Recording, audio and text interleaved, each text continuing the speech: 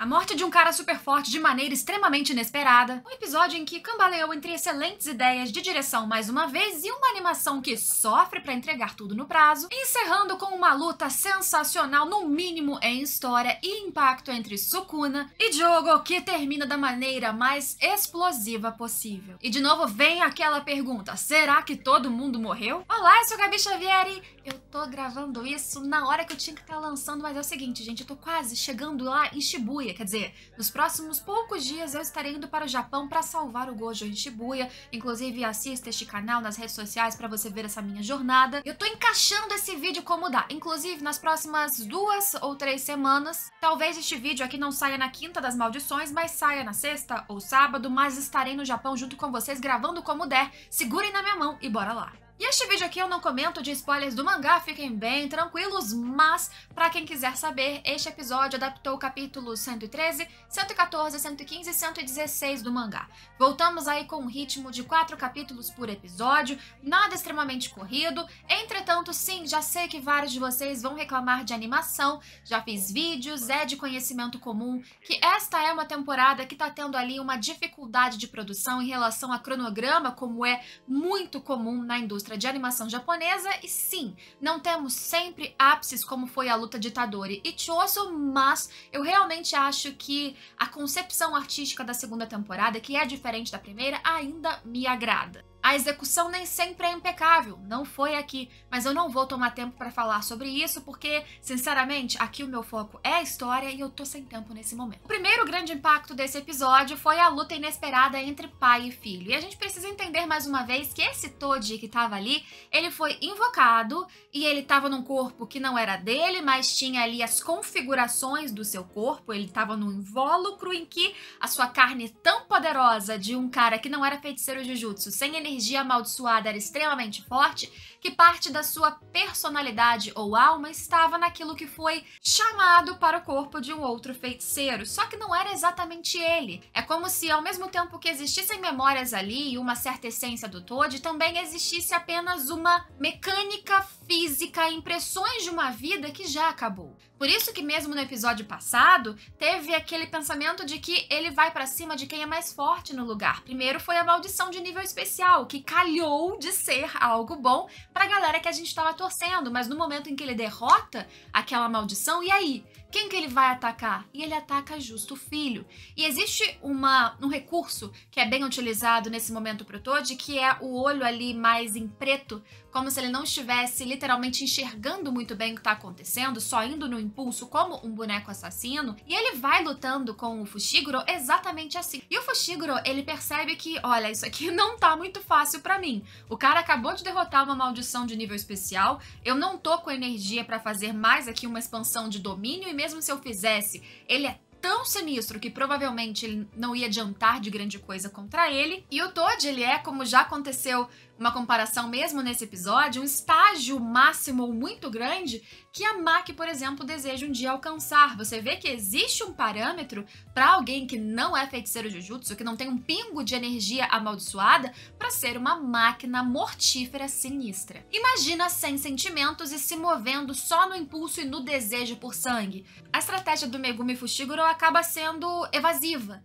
Ele tenta escapar, ele usa ali os shikigamis dos coelhos para tentar, de alguma forma, fugir, o que não dá certo cena após cena. E aí são várias sequências dele sendo perseguido pelo próprio pai. Acho extremamente macabro o momento em que o Toji ele vai atirando vários pedaços, né, de estruturas e acabando com os coelhinhos branquinhos que vão virando partes picotadas em todo o cenário. E claro que o pavor daquele garoto vai surgindo, e não, ele não sabe que aquele ali é o pai dele. Por histórias fragmentadas que ele já escutou aqui e ali, naquele instante ele só quer sobreviver e ele só vê o inimigo absurdamente difícil, fora dos padrões de qualquer um que ele já enfrentou. E pra gente entender o que acontece ali no momento da luta em que o Toji ele tira a própria vida, ou pelo menos a própria invocação do corpo, é porque num instante, naquele momento em que eles se aproximam e inclusive o Toji acaba ferindo o Fushiguro,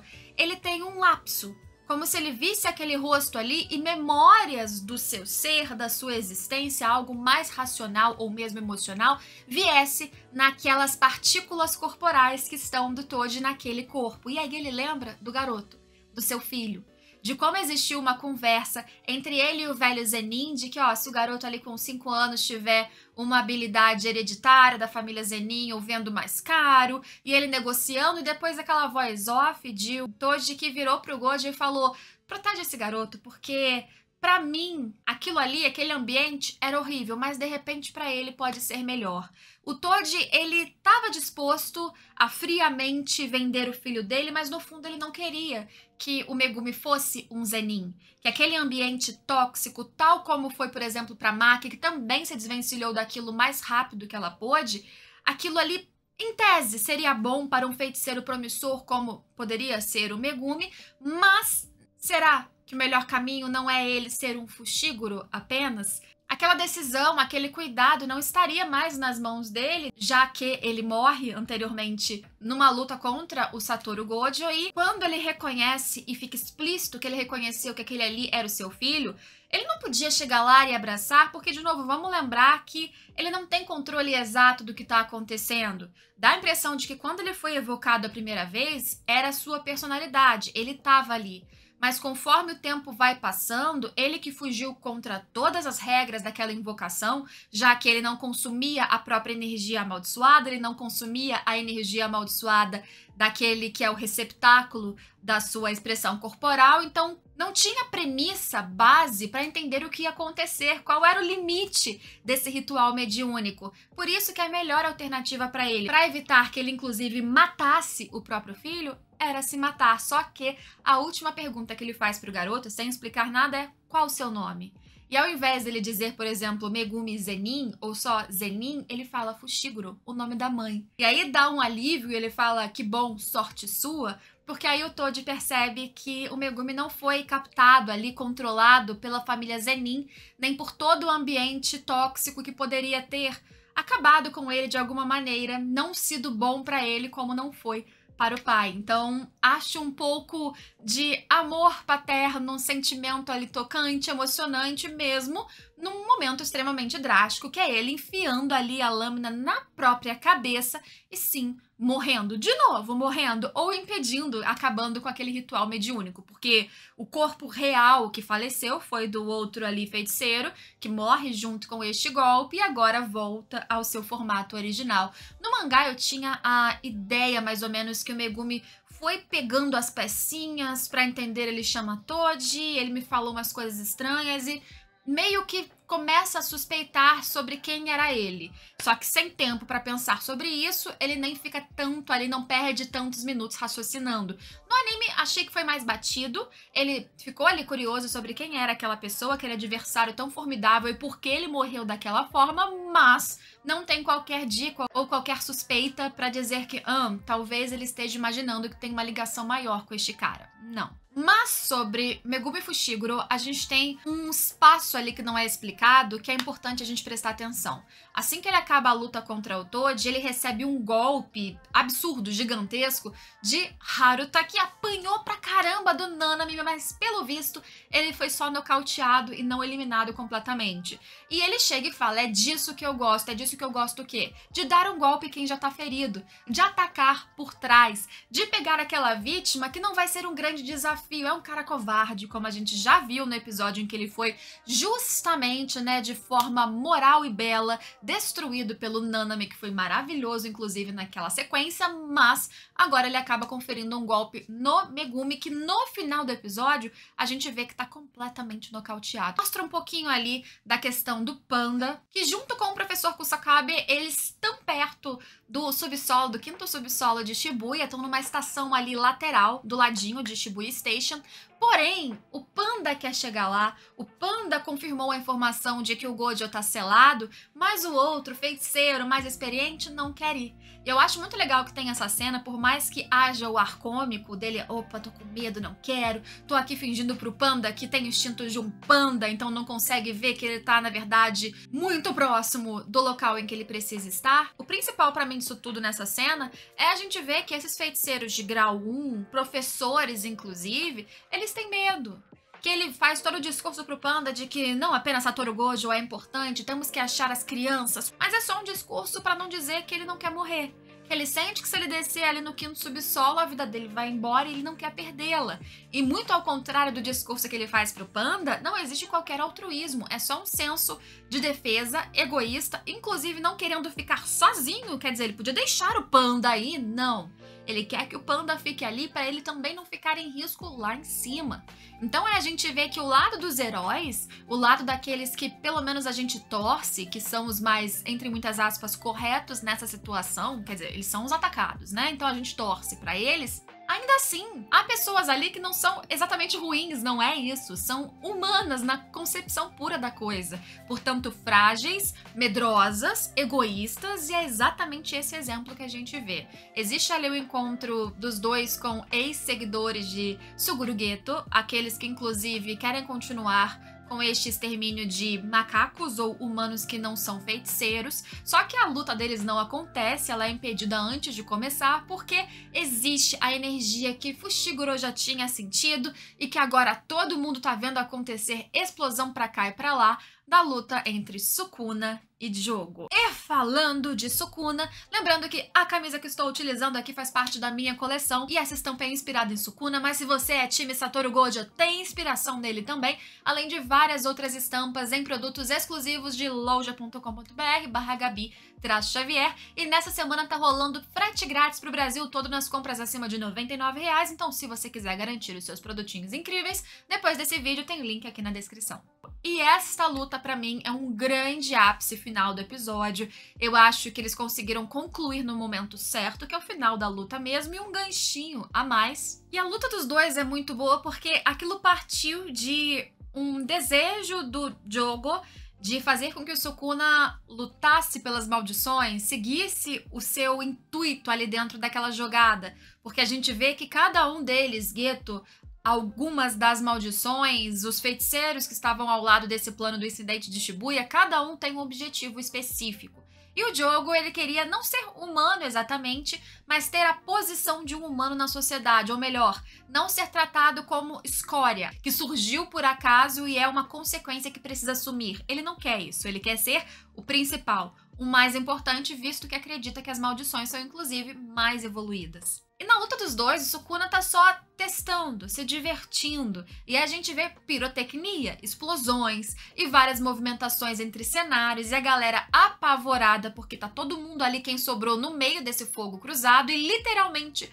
fogo cruzado, porque quando a gente imaginava que as habilidades do Sukuna seriam apenas alguns cortes rápidos e tudo mais, ele consegue ali manipular fogo, uma técnica muito semelhante à do Jogo, e por mais que o Jogo ele faça de tudo para atingir Sukuna, não tem jeito, ele não consegue vencer, e no final, fogo contra fogo, vem um imenso meteoro que, inclusive, Sukuna não deixa a galera fugir até o último instante. É claro que propositalmente fica este gancho pra gente não saber se qualquer um deles, feiticeiros e Panda que estavam ali embaixo, se eles sobreviveram, mas obviamente Sukuna sim, sem qualquer arranhão. Ele consegue e ele mata o Jogo, mas diz que foi a luta mais divertida entre tantos anos de existência e ele parabeniza o Jogo por ser alguém sim forte. Por mais que, segundo a lembrança que a gente vê de uma fala do Suguru Geto, do fake Geto na verdade, o Jogo seria o equivalente, forçando bastante, no máximo de 8 ou 9 dedos de um Sukuna, que ali, por exemplo, é a união de 15. Muito mais forte, incomparável. E aí tem uma fala até no pós-vida do Jogo que eu acho muito bom, que primeiro é o encontro dele com as outras maldições que já partiram, ele falando justamente desse desejo de que logo eles reencarnarão, mesmo que com outras existências eles ainda terão este espaço na sociedade como humanos, ou, para ser mais específica, na posição que seres humanos têm de privilégios. E quando chega Sukuna nisso tudo, ele diz: ok, eu entendo, mas para que você quer ser humano? Ele fala algo que é muito interessante, que é: não importa se você é maldição, se você é humano,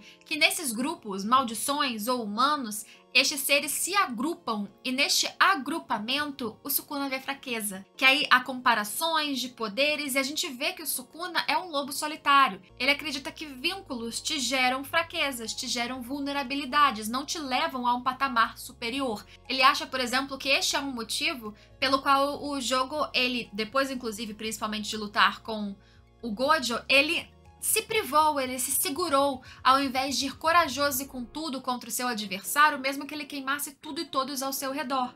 Quando você cria vínculos, você cria barreiras, você cria reticências, um ponto vírgula ali para não fazer tudo sem qualquer controle.